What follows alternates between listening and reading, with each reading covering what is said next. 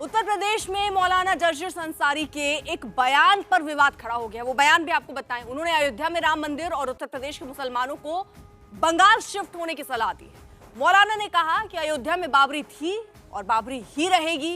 संत समाज इस पर आग बबूला है।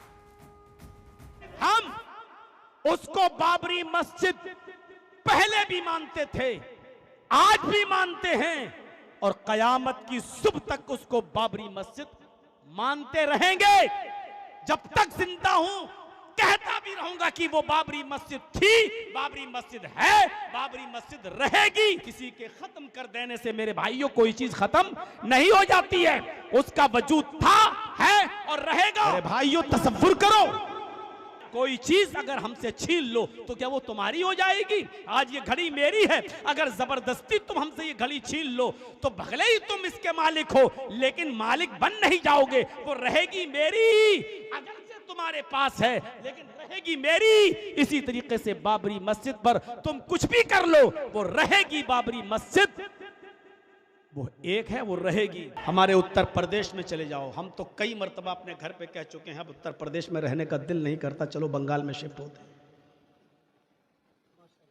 कई बार हम लोगों में चर्चे हो चुके हैं इस बात के। तो योगी आदित्यनाथ जवाब दे रहे हैं और ये देखिए कह भी रहे हैं कि यूपी में रहने का मन नहीं करता, बंगाल शिफ्ट हो जाते हैं। तो बंगाल में बाबरी निर्माण को लेकर बीजेपी और इंडिया गठबंधन भी अब आमने सामने। पश्चिम बंगाल में ममता बनर्जी के इशारे पर उनका विधायक हुमायूं कबीर बाबरी के नाम पर मस्जिद बनवा रहा है।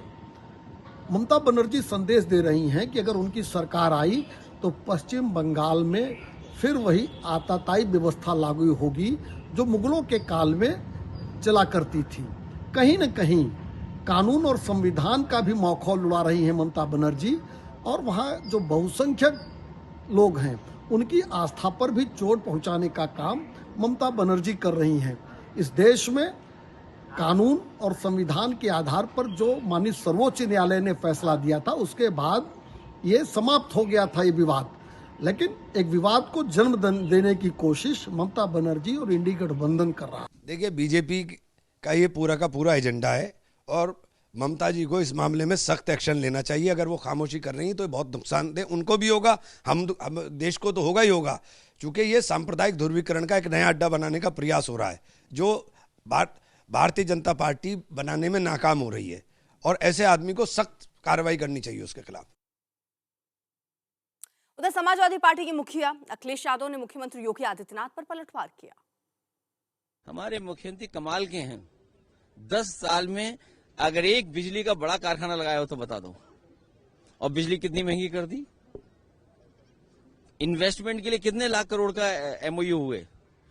जो मुख्यमंत्री प्रधानमंत्री के क्षेत्र में मेट्रो न बनने दे, जो मुख्यमंत्री प्रधानमंत्री के क्षेत्र की गंगा को साफ न होने दे, और जो मुख्यमंत्री प्रधानमंत्री को नमस्ते न करता हो, जो मुख्यमंत्री प्रधानमंत्री का कोई काम न करता हो, उस मुख्यमंत्री से क्या उम्मीद करोगे आप?